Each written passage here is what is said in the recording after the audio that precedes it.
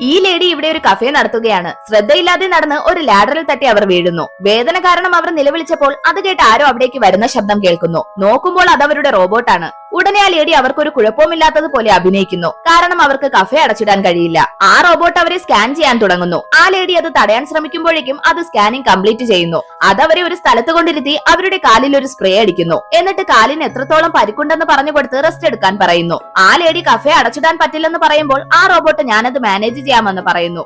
അത് കേട്ട ലേഡി തന്റെ പൂച്ചയുടെ പുറത്തൊരു ക്യാമറ വെച്ച് റോബോട്ടിനെ നിരീക്ഷിക്കുന്നു. നോക്കുമ്പോൾ ആ റോബോട്ട് വളരെയധികം സ്ലോയിലാണ് കാര്യങ്ങൾ ചെയ്യുന്നത്. കസ്റ്റമേഴ്സ് മണിക്കൂറുകളോളം കാത്തു നിൽക്കുന്നു. അത് കണ്ട ലേഡി റോബോട്ട് അറിയാതെ കസ്റ്റമേഴ്സിന് സെർവ് ചെയ്യാനായി വരുന്നു. അത് കണ്ട റോബോട്ട് അവരെ ഒരു സ്ഥലത്ത് കൊണ്ടിരുത്തുന്നു. പക്ഷെ അവർ വീണ്ടും വീണ്ടും അത് ആവർത്തിച്ചു കൊണ്ടിരിക്കുന്നു. അവസാനം അവർ റോബോട്ടിനോട് അത് നല്ല രീതിയിലല്ല കഫേ നോക്കുന്നതെന്ന് പറയുന്നു. അതേസമയം ശ്രദ്ധയില്ലാതെ നടന്ന് വീണ്ടും ലാഡറിൽ തട്ടി വീഴുന്നു. റോബോട്ട് വീണ്ടും അവരുടെ കാലിൽ സ്പ്രേ ചെയ്യുന്നു. എന്നിട്ട് ആ ലേഡി പറയുന്നത് മനസ്സിലാക്കി ഒരു സൊല്യൂഷൻ കണ്ടെത്തുന്നു. അതവരെ തന്റെ ചുമലിൽ എടുത്തുകൊണ്ട് കഫേയിലെ കാര്യങ്ങൾ അവർ ഒന്നിച്ചു ചെയ്യുന്നു. അപ്പോഴാണ് പൂച്ചയുടെ പുറത്തിരിക്കുന്ന ക്യാമറ അവർ കാണുന്നത്. ഫോണിൽ വീഡിയോ പ്ലേ ചെയ്ത് നോക്കുമ്പോൾ ആ ക്യാമറ കണ്ട കസ്റ്റമേഴ്സ് കഫേയിലെ കാര്യങ്ങളെല്ലാം നല്ല രീതിയിൽ തന്നെയാണ് നടക്കുന്നത്. ടെൻഷൻ അടിക്കാതെ റെസ്റ്റ് എടുക്കാൻ പറയുന്നു. അത് കണ്ട് അവർ ഹാപ്പി ആവുന്നു.